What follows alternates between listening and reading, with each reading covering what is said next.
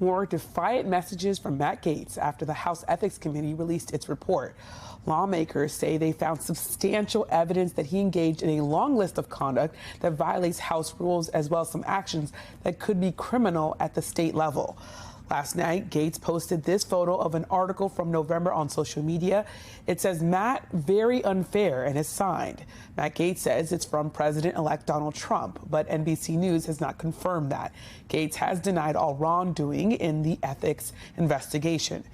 And joining us now is NBC News' Julie Sirkin, tracking the fallout. Also with us is Jacqueline Alemany, congressional investigations reporter for The Washington Post. So, Julie, we're not hearing much from leaders of the Republican Party, but what does, I think, Matt Gaetz' political future look like, given the fact that he's floated running for office, maybe even the Senate in Florida?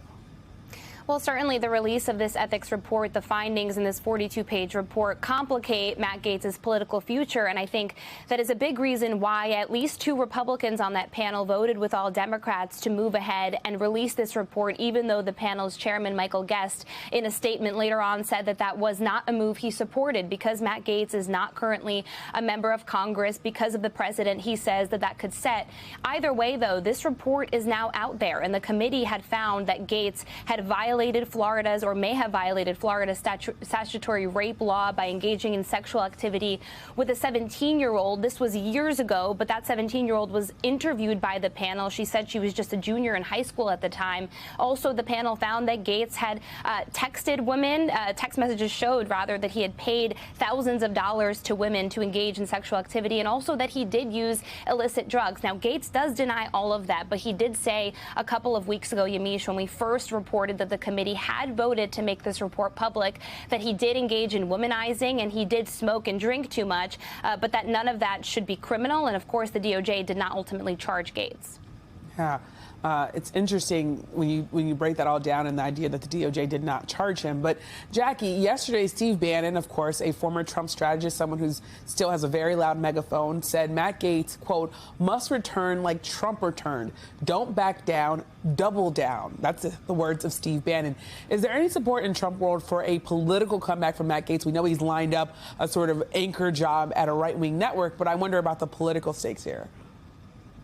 Yeah, Yamiche, it's hard to tell just yet, but we do know, as often happens in Trump world, there's a domino effect when one major MAGA figure with a big megaphone sort of starts the rallying cry for political retribution. Bannon, during his podcast on War Room yesterday, said that Gaetz needed to take a cue from Trump and fight back and make some sort of comeback to prove his critics wrong, and that doing otherwise would be tantamount to accepting defeat. Of course, Gaetz said last month that he had no plans on returning for Congress. Whether or not he's eyeing the vacant Senate seat remains to be seen.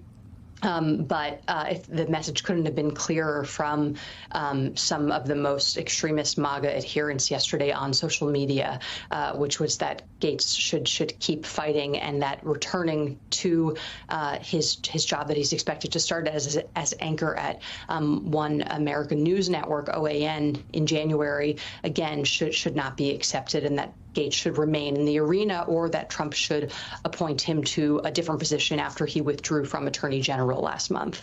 Really interesting. And Matt Gaetz, though, of course, has denied all wrongdoing, Jackie, and said he was never charged. But what does the report, the House Ethics Report, actually say in regard to the evidence? Yeah, this is important, Yamiche, because Gaetz has, over the past several months and years, really adamantly and vehemently denied these allegations.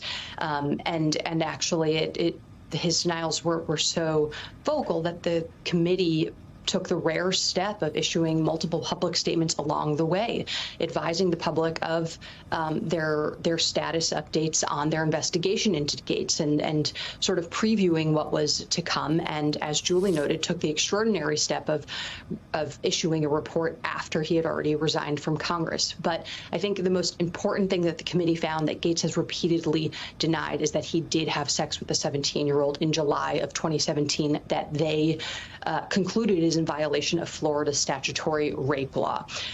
There's a key graph that I'll read, which is the committee received evidence that Gates did not learn that victim A was 17 years old until more than a month after their first sexual encounter. However, statutory rape is a strict liability crime. After he learned that victim A was a minor, he maintained contact, and less than 6 months after she turned 18, he met up with her again for commercial sex. The Florida statewide prosecutor has not commented on these allegations, but it is possible that local enforcement authorities could pursue further review of these allegations made by the Ethics Committee.